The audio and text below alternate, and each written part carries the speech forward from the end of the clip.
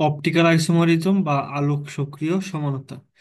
কিছু কিছু যৌগ আছে যেগুলার দুই বা ততোধিক ভিন্ন কনফিগারেশন যুক্ত ভিন্ন সমাণু থাকে, যেগুলো হচ্ছে যে এক সমতলীয় আলো যেগুলা প্লেন পোলারাইজ লাইট, এগুলোর প্রতি ভিন্নরূপ আচরণ করে।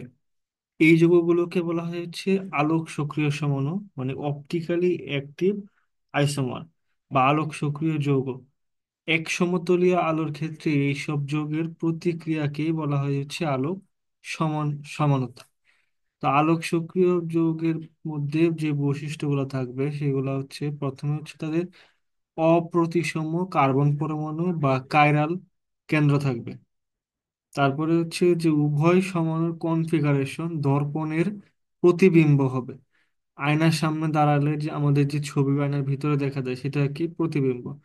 তো এটার ক্ষেত্রেও এরকম হবে, যেমন এখানে ডি ল্যাকটিক অ্যাসিড এবং এল ল্যাকটিক অ্যাসিড দেখা গেছে, যেটা হচ্ছে কি একটা আরেকটার প্রতিবিম্বের মতো। তারপর হচ্ছে উভয় কনফিগারেশন পরস্পরের অসমাপতিত হবে। মানে এটাকে যদি ডি ল্যাকটিককে যদি এল ল্যাকটিকের উপরে রাখো, তাইলে হচ্ছে একটা আরেকটার উপরে অসমাপতিত হবে। যেমন এটাকে যদি উঠায় আমরা এখানে নিয়ে আসি, তাহলে এই হাইড্রোক্সিলটা কি করবে, হাইড্রোজেনের উপর পড়বে। আর এই দিকের হাইড্রোজেনটা হচ্ছে এই হাইড্রোক্সিলের উপরে পড়বে। তার মানে হচ্ছে তার উল্টা বা অন্য একটা ইয়েতে পতিত হলো। এটা হচ্ছে তোমার অসমাপতিত হওয়া। যেমন এখানে যে ল্যাকটিক অ্যাসিড যেটা আছে সেটা হচ্ছে কি একটা আলোক সক্রিয় যৌগ, ডিল্যাকটিক অ্যাসিড। আর একটা হচ্ছে কি এখানে অ্যাল ল্যাকটিক অ্যাসিডের উদাহরণ দেখানো হয়েছে। এখন আলোক সক্রিয় সমানতার ব্যাখ্যা, কেন একটা যৌগ আলোক সক্রিয় সমান হয়। প্রথমত হচ্ছে তার একটা অপ্রতিসম কার্বন যৌগের দর্পণ প্রতিবিম্ব তৈরি করবে। থ্রিডি চতুস্থলকীয় কার্বনের যে থিওরি, সেই থিওরি অনুযায়ী কি কার্বনের সুষম চতুস্থলক কাঠামোর চারটি কোণায় চারটি ভিন্ন ভিন্ন পরমাণু বা মূলক ফাংশনাল গ্রুপ যদি থাকে, তখন কার্বন পরমাণুটি চারদিকে যুক্ত চারটি মূলক বা পরমাণুর দুটি ভিন্ন স্থানিক বিন্যাস বা কনফিগারেশন সম্ভব হবে। এখন এই বিন্যাস দুইটাকে আমরা একটাকে ধরলাম ডান হাতের মতো, আরেকটাকে ধরলাম বাম হাতের মতো। এখন ডান হাত আর বাম হাতের এখানে মূলক গুলো যদি আমরা এ বি ডি ই এভাবে যদি ধরতে পারি, তাহলে এখানে এই যে দর্পণের প্রতিবিম্ব, আমাদের ডান হাত আর বাম হাত একটা আরেকটার দর্পণ প্রতিবিম্ব। কিন্তু একটাকে যদি আরেকটার উপর রাখা হয় তাহলে কি হবে? উল্টা হবে। যেমন এইদিকে বৃদ্ধাঙ্গুলি হচ্ছে আরেকটার উপর রাখলে সেটার কনিষ্ঠাঙ্গুলির উপরে পড়বে। এই দিকের কনিষ্ঠাঙ্গুলি হচ্ছে এটা হচ্ছে বৃদ্ধাঙ্গুলির উপরে পড়লো, তার মানে হচ্ছে পুরোপুরি ওই অসমাপতিত হচ্ছে এখানে। এখন এই যে একটা প্রতিবিম্ব, এটাই হচ্ছে দর্পণ প্রতিবিম্ব বা মিরর ইমেজ। তো এখানে অসম অপ্রতিসম কার্বন বা কাইরাল কেন্দ্র যে থাকে সেটাকে, সেটা হচ্ছে একটা কার্বন তার সাথে যুক্ত চারটা ভিন্ন ভিন্ন গ্রুপ। এখানে এটা হচ্ছে যে কাইরাল কেন্দ্র, এই কাইরাল কার্বন যুক্ত যৌগ সেগুলো হচ্ছে কি কাইরাল যৌগ। এই কাইরাল কেন্দ্র বিশিষ্ট কাইরাল যৌগের সাধারণ সংকেত হচ্ছে কি সি, এ, বি, ডি, ই। মানে এখানে চারটা যে গ্রুপ থাকবে, এই চারটা গ্রুপ বা যৌগ যাই থাক মৌল যাই থাকুক না কেন, সেগুলো চারটাই হচ্ছে ভিন্ন ভিন্ন হবে। তারপর হচ্ছে জৈব যৌগের আলোক সক্রিয়তাকে বোঝানোর জন্য যে আগে যে এক সমতুল্য আলোর কথা যে বলা হয়েছিল, সেটা বিষয়টা হচ্ছে যে নর্মাল আলোর উৎস থেকে যে আলো আসে সেই আলোটা হচ্ছে চতুর্দিকে সব দিক দিয়ে যায়। এখন এইটাকে যখন একটা পোলারাইজিং ফিল্টার ব্যবহার করা হয়, ফিল্টার কি করবে, শুধুমাত্র যখন একটা সমতলের আলোকে রাখবে আর বাকিগুলাকে ভিতরে প্রবেশ করতে দিবে না।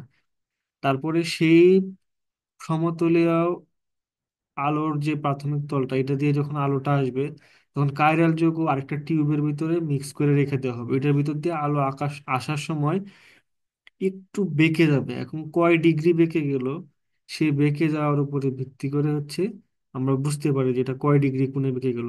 যেমন এই যে এখানে প্রথমে ফিল্টার করে বাকি সবগুলোকে বাদ দিয়ে একটাকে আসতে দিচ্ছে ভিতরে, সেটা হচ্ছে এখানে আসার কথা ছিল। কিন্তু এটা এই কাইরাল যোগের টিউব দিয়ে আসার, দ্রবণের টিউব দিয়ে আসার পরে একটু বেঁকে গেছে। এই কয় ডিগ্রি বাড়ছে সেটার উপর ভিত্তি করে হচ্ছে পোলারিমিটার যন্ত্র ব্যবহার করে বিভিন্ন যৌগের আলোক সক্রিয়তাকে পরীক্ষা করা যায়। এখন পোলারিমিটার, যেমন আমরা ডি ল্যাকটিক অ্যাসিড এবং এল ল্যাকটিক অ্যাসিডের ক্ষেত্রে যদি ধরি, 25 ডিগ্রি সেলসিয়াস তাপমাত্রায় ডি ল্যাকটিক হচ্ছে ডান দিকে, মানে 2.24 ডিগ্রি সেলসিয়াস বেঁকে যাবে। আর ইলেকট্রিক যেটা সেটা হচ্ছে বাম দিকে মানে উল্টা দিকে -2.24 ডিগ্রি সেলসিয়াস বেঁকে যাবে। তার মানে একটা বোঝা যাচ্ছে যে দুইটার ক্ষেত্রে আবর্তনের মাত্রা বা মানে কোণের পরিমাণ সমান, কিন্তু হচ্ছে দিকে হচ্ছে বিপরীত। এখন আলোক সক্রিয় পরমাণু যেগুলো আছে সেগুলোর কিছু বৈশিষ্ট্য বা ধর্ম দেখা যায়, যেমন হচ্ছে এনানসিওমার বা এনানসিওমেরিজম। দুইটা আলোক সক্রিয় যৌগকে পরস্পর এনানসিওমার বলা যাবে, বা অ্যান্টিপোড বা অ্যান্টিমার, অনেক কিছু অনেকগুলো নামে ডাকা হয়। এগুলা এই ধরনের আলোক সক্রিয় যৌগ থেকে এনানসিওমারিজম বলবে। এখন এনানসিওমার হওয়ার জন্য তাদের ভৌত ধর্ম ও রাসায়নিক ধর্ম এক থাকবে, কিন্তু সমতলীয় আলোর সক্রিয়তা মাত্রায় সমান আবর্তন প্রদর্শন করলেও দিক হবে বিপরীত।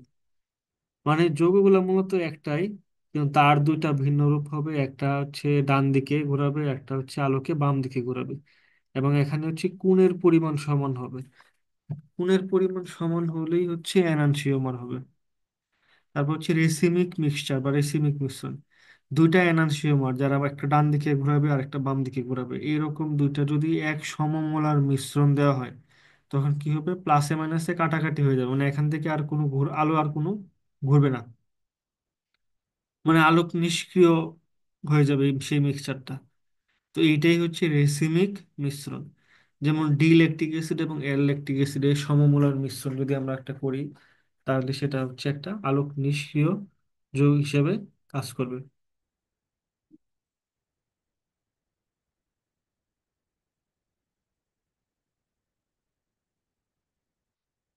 এখন একটি অপ্রতিসম কার্বন সমমাণুর উপর ভিত্তি করে একটা যৌগের যে আলোক সমাণু কয়টা হইতে পারে সেটা বের করা যায়। যেমন হচ্ছে একটি মাত্র অপ্রতিসম কার্বন পরমাণু বা কাইরাল কেন্দ্র যদি থাকে, তাহলে তার ক্ষেত্রে আলোক সক্রিয় সমাণু হতে পারে দুইটা।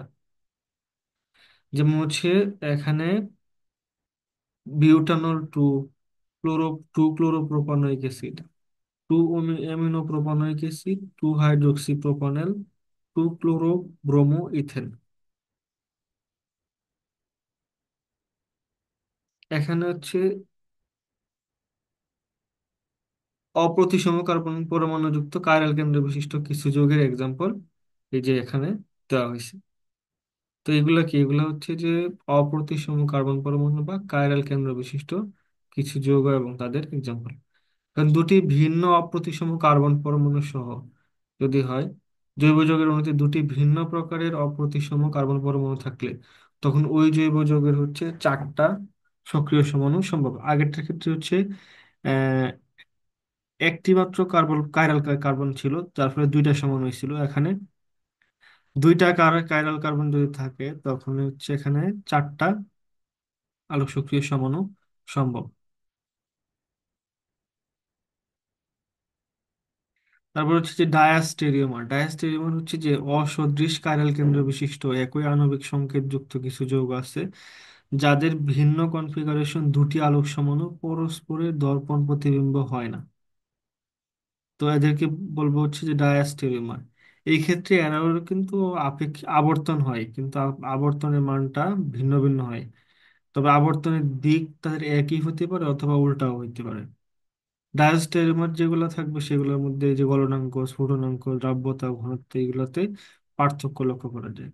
তারপর হচ্ছে দুটি সদৃশ অপ্রতিসম কার্বন পরমাণু, দুইটা একই প্রকার বা সদৃশ, দুইটা সেম, দুইটা সেম বা হচ্ছে সদৃশ অপ্রতিসম কার্বন পরমাণু যদি থাকে, তখন এই ক্ষেত্রে হচ্ছে তিনটা কনফিগারেশন যুক্ত তিনটা সমাণু সম্ভব। যেমন টার্টারিক অ্যাসিডের ক্ষেত্রে হচ্ছে তিনটা সমাণু সম্ভব। একটা হচ্ছে টার্টারিক ডি, একটা হচ্ছে এল, আর একটা হচ্ছে মেসো টার্টারিক।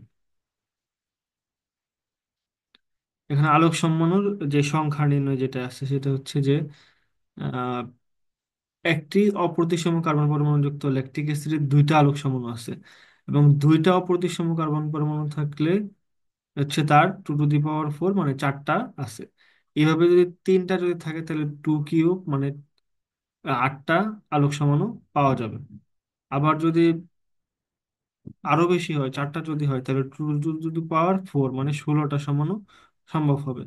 মানে জৈব যৌগে ভিন্ন অপ্রতিসম কার্বন পরমাণু বা কাইরাল কেন্দ্রের সংখ্যা যদি n হয়, তাহলে এই যৌগটির মোট আলোক সক্রিয় সমাণুতার সংখ্যা হবে 2 টু দি পাওয়ার n। এটা ব্যবহার করে হচ্ছে আমরা বের করে ফেলতে পারবো।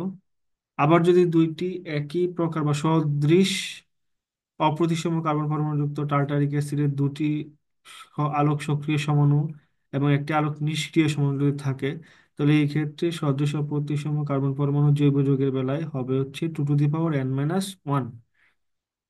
এক্ষেত্রে n সবসময় জোড় সংখ্যা হবে, 2 টু দি পাওয়ার n - 1। যেমন n এর মান যদি 2 হয়, তাহলে 2 টু দি পাওয়ার 2 মানে 4 - 1 মানে 3 হবে answer। আবার সম্ভাব্য মেসো সমাণু সংখ্যার ফর্মুলা যদি বের করতে চাই, তাহলে 2 টু দি পাওয়ার n - 2/2। এই ক্ষেত্রেও কি হবে, n এর মান হবে 2 4, এরকম জোড় সংখ্যা হবে। যেমন টার্টারিক অ্যাসিডের ক্ষেত্রে কি n = 2, তাহলে এর আলোক সক্রিয় সমাণু সংখ্যা আলোক সক্রিয় সমাণু সংখ্যা হবে 2 টু দি পাওয়ার 2 - 1, মানে হচ্ছে 2 টু দি পাওয়ার 1 মানে দুইটি। ডি সমাণু আরেকটা হচ্ছে এল সমাণু। আর টার্টারিক অ্যাসিডের মেসো সমাণু যদি বের করতে চাই, তাহলে সেটা হবে হচ্ছে 2 টু দি পাওয়ার 2/2 মানে 2 to the power 0, 2 to the পাওয়ার 2 - 2/2 মানে 2 টু দি পাওয়ার 0 = 1। যেমন এই জিনিসটা হচ্ছে এই উপরে দেখানো হয়েছে, যেমন এক্ষেত্রে আলোক সক্রিয় হচ্ছে কি টার্টারিক ডি, আরেকটা হচ্ছে এল। আর মেসো যৌগের ক্ষেত্রে ছিল হচ্ছে 1। যেমন এই যে এখানে এখানে হচ্ছে দুইটা আলোক সক্রিয় সমাণু, আর হচ্ছে যে মেসো সমাণু যেটা সেটা হচ্ছে একটা।